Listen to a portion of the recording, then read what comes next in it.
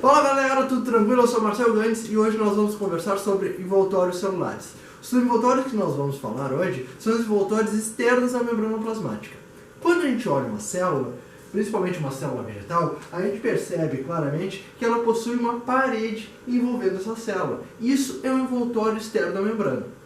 Ela continua com a membrana plasmática dela, assim como todas as células, todos os organismos celulares possuem membrana plasmática, mas alguns ainda têm os envoltórios externos da membrana.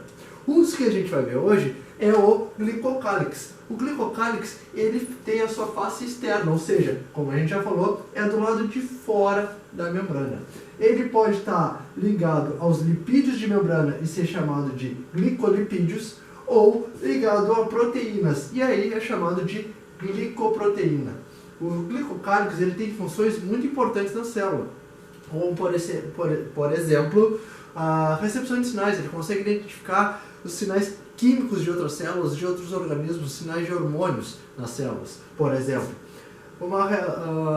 Tem função imunológica, na defesa do organismo. A gente vai ver isso com mais detalhe no próximo slide, mas tem uma função na defesa do organismo, e proteção e a adesão.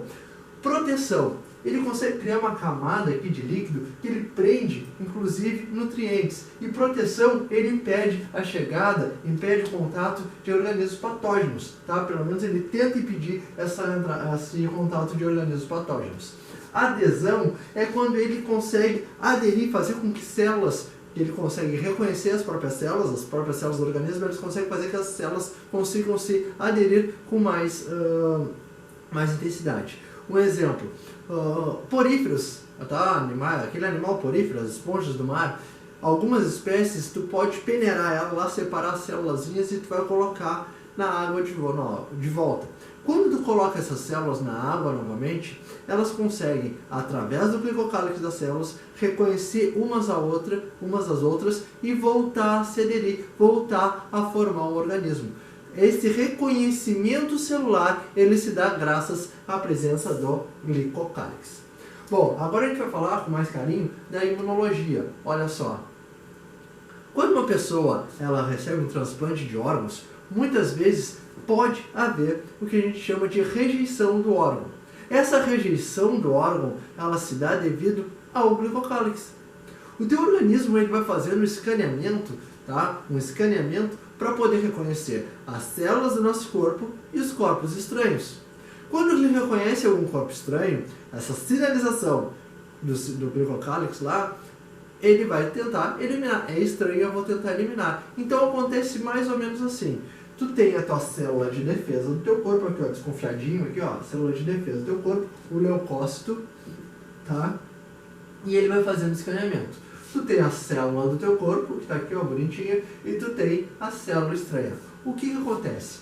O leucócito ele vai lá e vai tentar fazer o reconhecimento. Ó, encaixou aqui, beleza.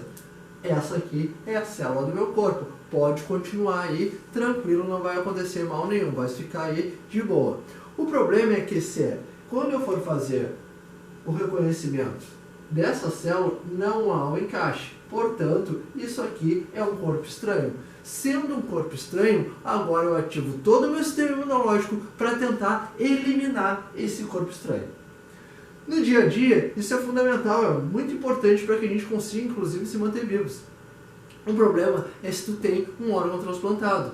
Quando o teu sistema imunológico reconhece o órgão transplantado como um invasor e tenta atacar aquele órgão, ataca aquele órgão e acaba tentando eliminar ele, tu vai acabar morrendo, né? Vai acabar sendo ruim. Então o que acontece? Para essas pessoas, elas tomam um medicamento que é chamado de um imunossupressor. Esse imunossupressor inibe a função das células apresentadoras de antígeno, dessa célula que reconhece os corpos estranhos, e aí acaba não atacando o corpo estranho. Não há o reconhecimento, mas não ataca o corpo estranho. Ok? E no caso, o corpo estranho é um órgão, né, que é muito fundamental. Tranquilo? Então o glicocálix é isso, bem tranquilo, bem barbadinho. Beleza? Vamos para o próximo. Parede celular. Então as paredes celulares, elas têm uma proteção mecânica. Elas impedem a entrada, elas impedem a chegada de organismos patógenos na célula.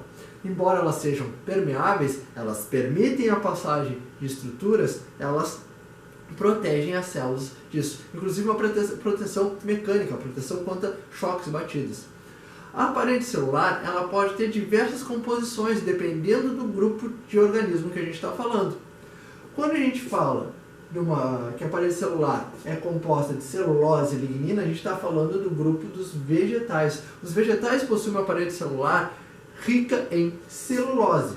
Algumas células vegetais, elas ainda possuem a impregnação de lignina, aumentando a sua rigidez, aumentando a força dessa parede celular. Quando a parede celular está impregnada de lignina, a célula acaba inclusive morrendo, mas isso aumenta a rigidez do vegetal. Outro organismo que pode ter parede celular e a parede celular tem uma composição diferente são os fungos. A parede celular dos fungos, elas são de quitina. A composição dessa parede celular é de quitina. Quitina é o mesmo polissacarídeo que nós temos lá nas baratas, nos artrópodes como um todo. Mas por que a barata? Porque quando a gente pisa na barata, lá quando vai matar a barata, vai é que tu está rompendo o exoesqueleto de quitina desse animal. Então, a quitina presente nos fungos, na parede celular dos fungos, é a mesma quitina presente na parede celular, no exoesqueleto dos artrópodes. As bactérias, elas possuem uma parede celular de peptídeo glicano, que também é um carboidrato. Então, o peptídeo glicano das bactérias. E por último, alguns protozoários, lá como algumas algas microscópicas, elas têm a parede celular de sílica e algumas até de outros minerais presentes no meio. Então, dependendo do organismo, dependendo do grupo que nós estamos falando, a composição dessa parede celular ela pode variar bastante. Obviamente, a parede celular mais conhecida, mais trabalhada, mais falada é a parede celular de celulose, a parede celular dos vegetais. E a gente vai falar mais uma função dela agora. A parede celular dos vegetais ela é muito importante porque ela impede que a célula estoure caso ela ganhe muita água. Olha esse desenho aqui. Isso aqui é uma célula normal, uma célula em condição isotônica, ou seja, uma célula em que o meio que ela está tem a mesma concentração da célula. Então a quantidade de água aqui é a mesma tanto dentro quanto fora. A célula não ganhou e nem perdeu água. O problema é que quando a célula está mais concentrada do que o meio que ela está, por concentração a água vai entrar, diferença de concentração, a água vai entrar no corpo desse vegetal.